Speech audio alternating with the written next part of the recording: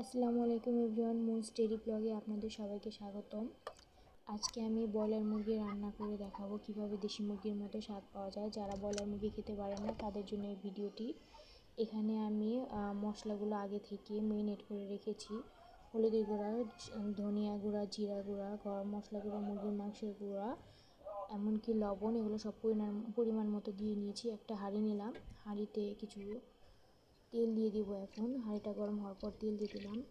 এবার এর মধ্যে আমি দিয়ে দেব দারুচিনি, এলাচ এবং তেজপাতা। এগুলো একটু সামান্য পরিমাণ ভেজে নেব।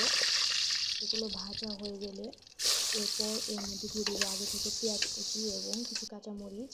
এগুলো আপনারা পরিমাণ মতো দিতে পারেন। দিয়ে দিলাম সামান্য পরিমাণ জিরা, কাঁচা জিরা ব্যবহার করলাম এখানে।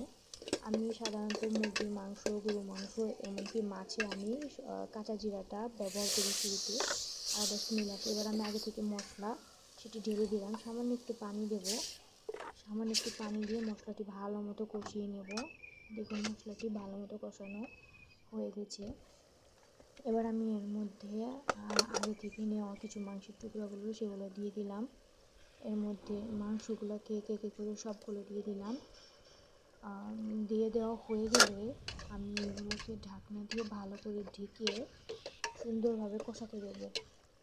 কিছুক্ষণ পর ফিরে আসবো, প্রায় 20 মিনিট পর ফিরে আসবো। দেখুন ঢাকনা দিয়ে সুন্দর করে ঢেকে দিলাম।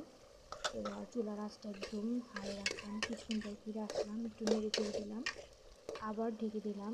মাঝে আপনাকে অবশ্যই নেড়ে চেড়ে দিতে হবে এবং ঢেকে দিতে হবে। অনেকক্ষণ পরে দেখুন মশলাটি কষে গেছে। এবার এর মধ্যে আমি একটু ঝোল দিয়ে দিলাম, সামান্য পরিমাণ পানি দিয়ে দিলাম। এরপর আবার ঢেকে দিলাম। এই তো আমার মাংসটি কষে গেছে। দেখুন অনেক সুন্দর হয়েছে, একদম দেশি মুরগির মতো, খেতেও লাগবে দেশি মুরগির মতো। ভিডিওটি ভালো লাগলে অবশ্যই